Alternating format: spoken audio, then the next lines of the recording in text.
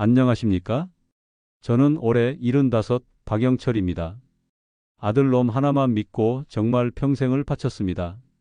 그런데 늙고 병든 저를 요양원에 버린 아들이 아니라 30년 전 바로 그 아들 때문에 제 손으로 버려야 했던 여인이 지금 제 대소변을 받아주고 있습니다. 제 기구한 운명을 어디서부터 이야기해야 할까요? 30년 전 제게는 죽은 아내 대신 평생을 함께하고 싶었던 여자가 있었습니다. 제 첫사랑 수연 씨였지요. 우리는 늦게나마 서로의 마음을 확인하고 재혼을 약속했습니다. 하지만 당시 사춘기였던 제 아들 지훈이는 새엄마는 절대 안 된다며 식음을 전폐하고 제 앞에서 무릎을 꿇었습니다. 어미 잃은 자식의 눈물을 저는 외면할 수가 없었습니다. 결국 저는 수연 씨에게 미안하다는 말 한마디만 남기고 그녀를 떠나보냈습니다. 그 후 제 인생은 오직 아들 지훈이를 위한 것이었습니다. 퇴직금과 집 판 돈 전부를 아들의 유학 자금과 사업 자금 그리고 결혼 자금으로 쏟아부었습니다. 저는 허름한 월세방으로 옮겨 살면서도 아들이 성공하는 모습만 보면 배가 불렀습니다.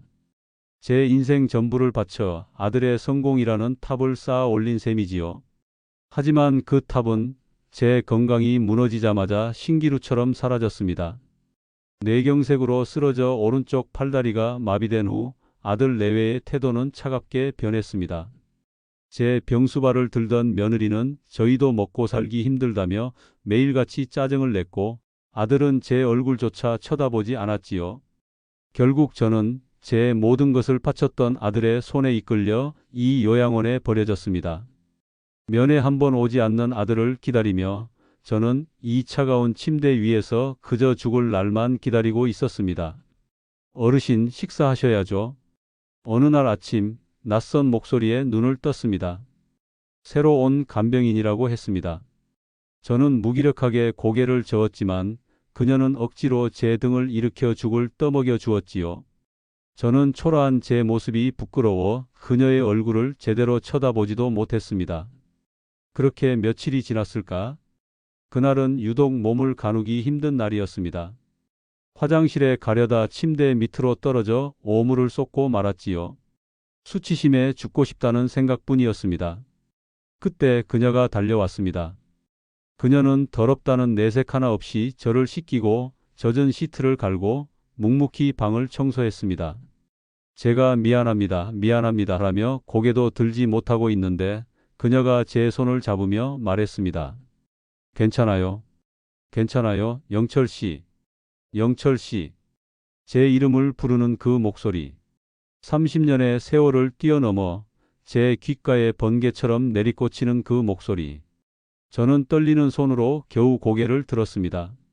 제 눈앞에는 주름진 얼굴로 눈물을 흘리고 있는 그녀 제 첫사랑 수연 씨가 서 있었습니다. 수연 씨, 당신이 왜 여기에? 제 목소리는 갈라진 낙엽처럼 힘없이 흩어졌습니다. 그녀는 눈물을 닦으며 30년간 묻어두었던 이야기를 덤덤히 털어놓았습니다. 저와 헤어진 후 그녀는 모든 것을 정리하고 고향으로 내려가 결혼도 하지 않고 홀로 살았다고 했습니다. 부모님을 모시고 조카들을 돌보며 살다 보니 어느새 세월이 흘렀고 몇 년 전부터는 요양보호사 일을 하며 저처럼 홀로 된 노인들을 돌보고 있다고 했습니다. 그런데 어떻게 이곳에? 원장님이 친척이라 일손이 부족하다고 해서 한 달만 도와주러 왔어요. 이런 우연이 있을 줄은 꿈에도 몰랐네요. 우연.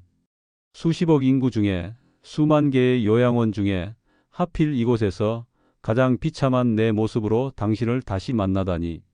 저는 이것이 운명의 장난인지 아니면 신이 내리는 마지막 형벌인지 알 수가 없었습니다. 그날 이후 저는 수연 씨의 얼굴을 제대로 쳐다볼 수가 없었습니다. 제 대소변을 받아주고 굳어버린 팔다리를 주물러주는 그녀의 손길을 느낄 때마다 저는 죄책감과 수치심에 몸서리쳤습니다. 30년 전 제가 매몰차게 버렸던 여자가 이제는 제 마지막 존엄까지 모두 지켜보고 있었습니다. 수연 씨는 제 마음을 아는지 모르는지 아무 말 없이 묵묵히 저를 돌보았습니다. 하지만 그녀의 눈빛은 늘 슬픔에 젖어 있었습니다. 저를 향한 연민인지 아니면 아직 남은 원망인지 저는 그 깊이를 알 수가 없었지요. 그렇게 한 달이 지났을까? 아들 지훈이가 며느리와 함께 요양원을 찾아왔습니다. 한 달 만에 첫 방문이었지요. 저는 혹시나 하는 마음에 아들의 얼굴을 살폈지만 아들의 눈에는 걱정이나 미안함 대신 초조함과 짜증만이 가득했습니다. 아버지, 드릴 말씀이 있어서 왔어요. 아들은 서류 봉투 하나를 제 앞에 툭 던졌습니다. 재산 포기 각서였습니다.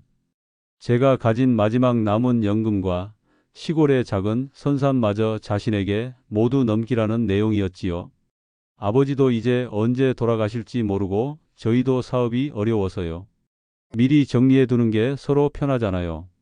그 순간 저는 제 귀를 의심했습니다. 제 모든 것을 바쳐 키운 아들의 입에서 나온 말이라고는 믿을 수가 없었습니다. 바로 그때였습니다. 마침 제 혈압을 재러 들어오던 수연 씨가 문 밖에서 부자의 대화를 모두 듣고 만 겁니다.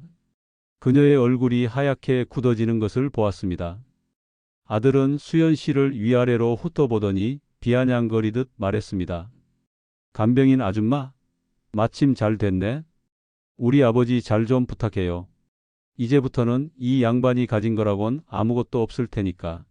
지훈이가 나가고 방 안에는 무거운 침묵만이 흘렀습니다. 수연 씨는 제 혈압을 재는 내내 아무 말이 없었습니다. 하지만 그녀의 손은 얼음장처럼 차가웠고 미세하게 떨리고 있었지요. 저는 그녀가 저를 경멸하고 있을 거라 생각했습니다. 아들 때문에 사랑을 버리더니 결국 그 아들에게 모든 것을 빼앗기고 버림받는 한심한 늙은이라고. 그런데 그날 밤 수연 씨가 제게 다가와 나직이 말했습니다. 영철 씨, 그 각서 아직 도장 찍지 않았죠?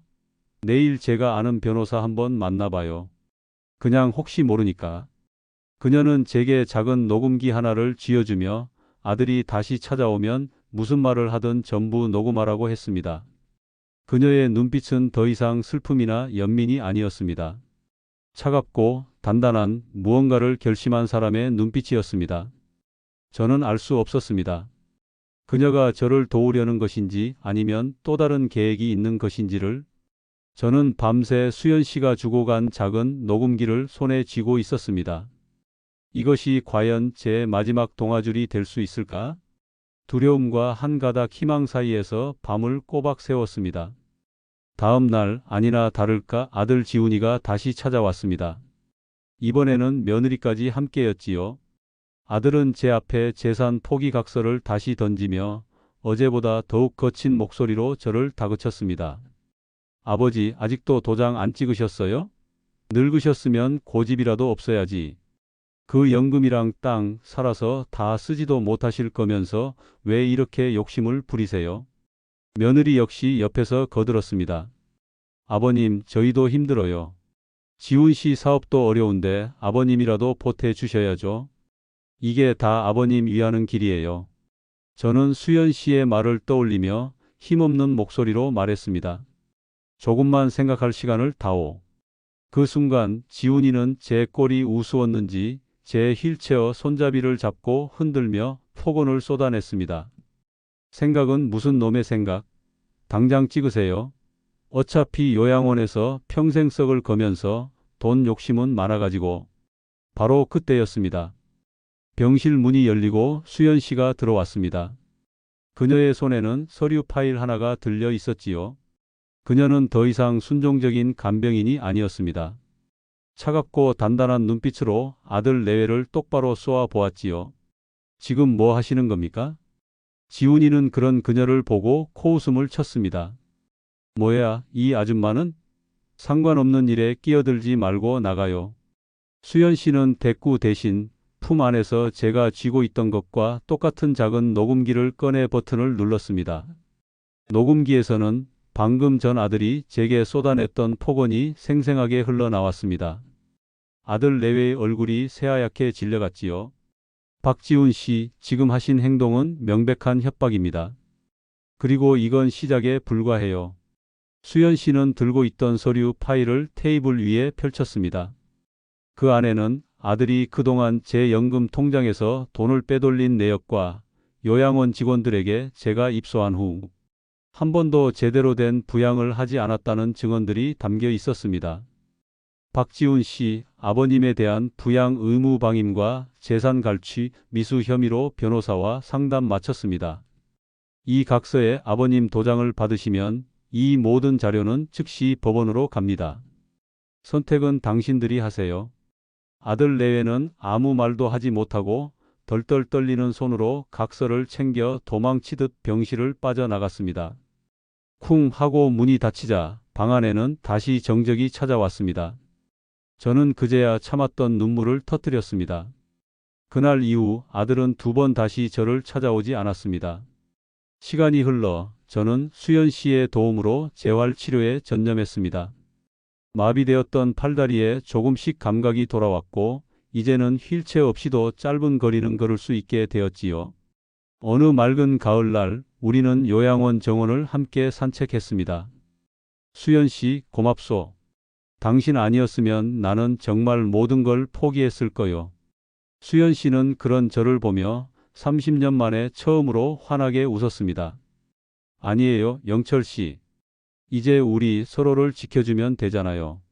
저는 아들에게 모든 것을 걸었지만 결국 모든 것을 잃었습니다. 그리고 모든 것을 잃었다고 생각한 순간 제 인생의 진짜 보물이 다시 제 곁으로 돌아왔습니다. 우리는 이제 30년 전의 뜨거운 연인이 아닙니다. 그저 서로의 아픔을 보듬고 남은 인생의 마지막을 함께 걸어갈 세상에서 가장 든든한 동반자입니다. 그것으로 저는 충분합니다.